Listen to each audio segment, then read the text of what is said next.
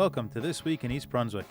Today we check out a very special presentation and performance at the library, Strings Attached, a multimedia tribute to former East Brunswick High School teacher, Mr. Jerry Kopczynski.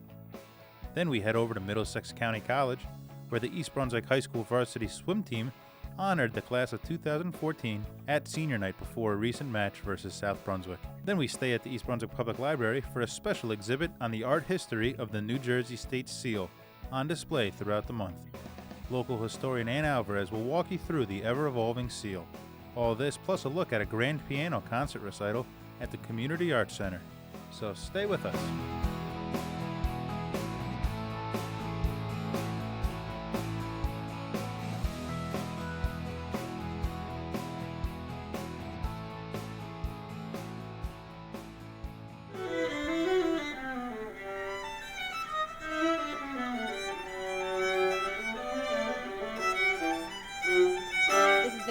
Reporting for This Week in East Brunswick, and we're here at the East Brunswick Public Library where Joanne Lipman and Melanie Kopczynski will be discussing their book, Strings Attached, One Tough Teacher and the Gift of Great Expectations. The co-authors will also be playing a musical tribute to their late mentor, Mr. Kopczynski. And what can the audience expect from your multimedia tribute today at the East Brunswick Public Library? Well, we're introducing the audience not just to the story of my father, but also some of the music that plays a role in the book and is a character in the book. So you'll see pictures dating back to almost, 1950s, 40s, and even earlier, and also hear a lot of selections of music that really tie Strings Attached to the music that plays a role. And I understand that you came to the library today to promote Strings Attached, One Tough Teacher and the Gift of Great Expectations. Can you please tell me a little bit about the plot of the book? Sure. The book tells the story of Jerry Kopczynski, a man we all knew as Mr. K. He was East Brunswick's music supervisor, and he was our childhood music teacher in addition to being Melanie's dad, and he was sort of the toughest teacher ever. He was a Ukrainian immigrant, and he had the big booming voice, and he had a remarkably successful music program, but he also had, which we students did not know at the time, a very dramatic, traumatic, often tragic life that he was leading away from the classroom, away from the stage. And what we wanted to do was it's a beautiful story and very inspiring story, and we wanted to tell his story, which is both, it's actually been called a nonfiction novel. It reads like fiction, reads very fast, and it tells a beautiful story that's very inspiring, but it also has many larger lessons about mentorship and about what it means to be a great teacher and a great leader, and about teaching things like resilience and perseverance. How did you guys collaborate on this book? Well, I, of course, was the daughter of the subject of the book, Jerry Kopczynski, and Joanne Lipman was a student of Jerry Kopczynski.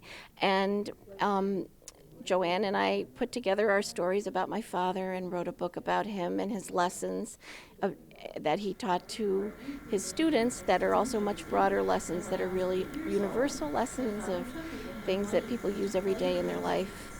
And Joanne has used those lessons away from the instrument as well.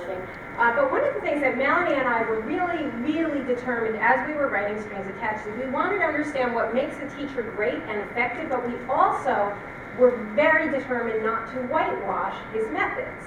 And he could be tough. And what do you hope the audience can take away from the presentation today? Well, we hope that people will think of the mentors in their own lives, the people who shaped their lives and taught them, and also challenged them and lifted them up. And we're also hoping to inspire people to go out and become mentors themselves. And what's your favorite memory of Mr. K? I have so many memories. I think Strings Attached is sort of a big thank you to a man who changed my life, and also a thank you to others, to teachers, to people who do that for others. And I know you spoke a little bit about this during the presentation. What was the most important lesson that Mr. K taught you? Well, he really taught me so much about focus and discipline and perseverance, And those are lessons I use every day. And, as a journalist, there's so many of those, in terms of attention to detail, in terms of having the patience to really work on something and to focus on an issue and make sure that you understand an issue.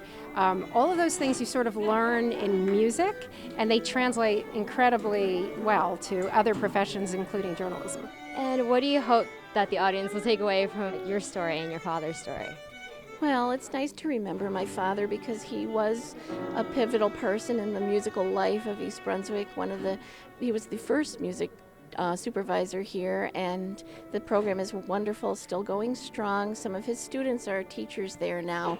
Many of his students went on to become teachers, and I'm just hoping that people will realize that even though you can have a very difficult life, you can still turn that into something wonderful and inspiring for others. And where can the audience purchase Strings Attached?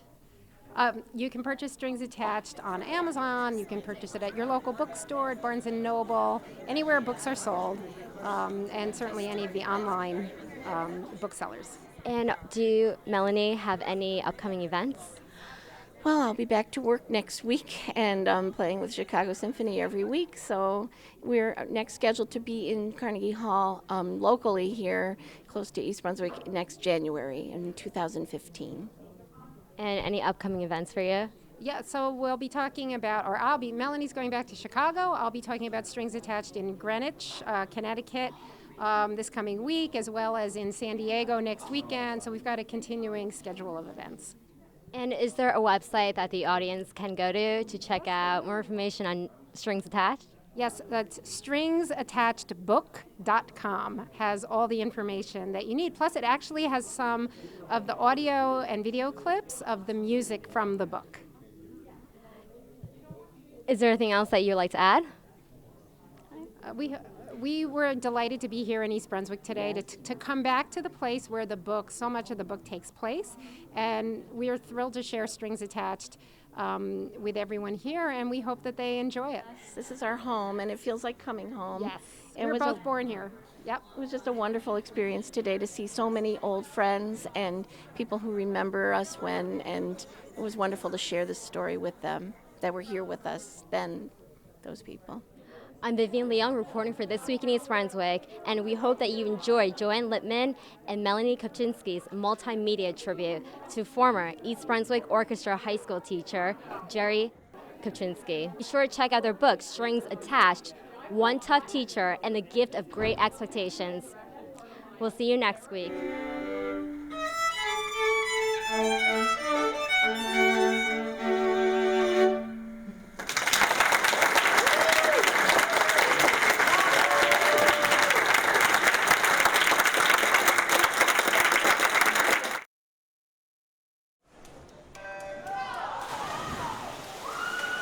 The East Brunswick Bears boys and girls varsity swim teams recently held senior night before a recent matchup with rivals South Brunswick. These senior student athletes and managers have affected not only their team, but their coaches, fans, community, and families in a positive way. Let's meet the seniors. Victoria Glasscock,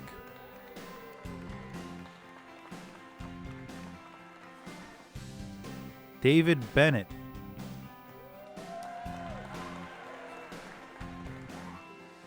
Crystal Wang,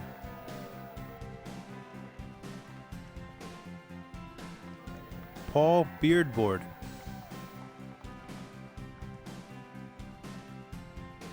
Eve Sorkin,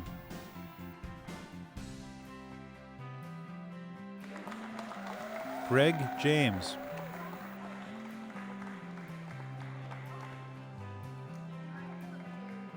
Amanda Jew,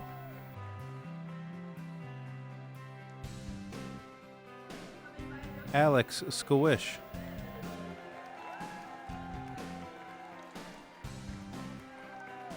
Dan Johnson,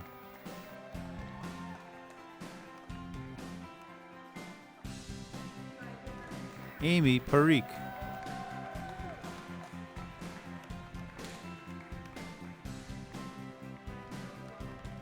Colleen Dwyer,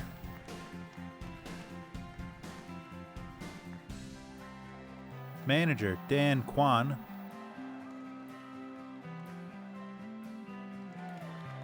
and Manager Leanne Emerson. Now let's take a look at some of the action.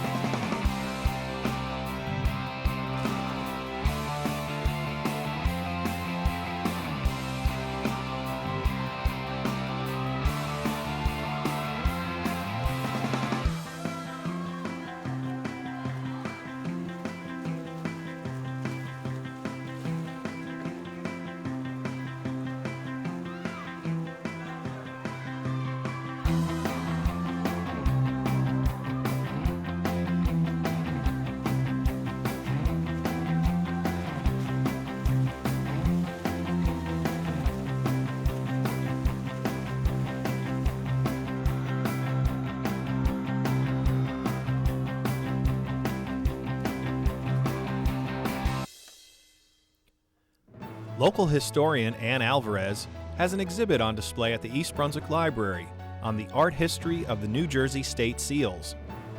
The exhibit will run through February, and Ann spoke with EBTV and described some of the many makeovers the state seal has had. The state seal is a symbol of New Jersey's sovereignty and authority as a state. This was New Jersey's first official state seal. Its impression on state government documents confirms their authenticity for many years, from 1777 to 1928. The current state seal took its place in 1928. The state seal is comprised of the following symbols. The horse represents speed and strength. It is also the state animal of New Jersey. The helmet represents sovereignty. The three plows within the shield represent the importance of agriculture to New Jersey's economic power. Liberty, the figure on the left, carries the Liberty Cap on her staff.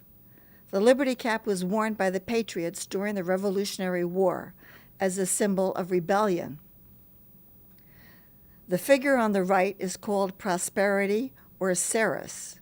Ceres was the Roman goddess of agriculture. She holds a cornucopia filled with harvested produce, symbolizing abundance. There are also 25 unofficial state seals in the exhibit that are worthy of examination. These unofficial state seals were either used for decorative purposes or in some cases used by law book publishers to give their books a more official look. For example, here are seals on the face pages of two books carrying laws passed by the New Jersey legislature in 1801 and 1854. What follows is a study of the unofficial seals of the state of New Jersey. What is interesting about the unofficial state seals is that the artists were less restricted to follow a certain format. They were free to use artistic license on the symbols that make up the seal. Examining this lively group of artistic, unofficial state seals is an exercise in art history, where they sometimes not only reveal the personality of the artists that designed them, they also reveal how the artists were influenced by the times in which they lived. A hefty-looking Liberty and Prosperity turn slightly toward each other in the 1798 seal. They are not as face-forward as are the goddesses on the official seal. Note that the helmet is gone. Some members of the public objected to it. They thought it was too kingly. Publishers of these law books usually hired artists to create unofficial renderings of the New Jersey state seal for their books because they were barred by state law from using the official state seal. This popular seal was in the New Jersey legislative law books on and off for 12 years, beginning in 1801. Liberty and Prosperity hold an olive branch instead of a shield, a sign of peace. This artist may have seen New Jersey as a peaceful place to live. Liberty and Prosperity are seated and conversing. Prosperity appears to have had a very good year back in 1853. Liberty and Prosperity are facing away from each other in 1857. The Civil War is coming. Liberty may be representing the industrial North and Prosperity the slave-based agricultural South. Here are three seals that show Liberty leading the way for Prosperity. Agriculture is being de-emphasized in these seals. The cornucopia is down, and the plows slowly gets smaller. The Industrial Revolution has begun in New Jersey. The artist of this 1875 unofficial state seal may have designed it for a centennial celebration in 1776. Note that Liberty wears a small smile. This artist used the original official state seal as a model. This 1875 seal is also a precursor to the present official state seal. Many of the seals after 1875 stiffly face forward again and have the politically correct symbol balance of the first and the current official state seals. Liberty and Prosperity go back to looking more like statues. This lovely wooden 1891 sculpture of the unofficial state seal is in the General Assembly Chamber of the State House in Trenton. Liberty and Prosperity are slimming down in 1923, perhaps a reflection of the times. The talented artist for this 1928 postcard took time to keep the classical look. The beautiful cast-iron representation of the 1954 state seal is at Alexander Library in New Brunswick. Liberty and Prosperity have big hair and padded shoulders in this 1983 seal. These are fashions of the 1980s. Thank you. I hope you enjoy the exhibit.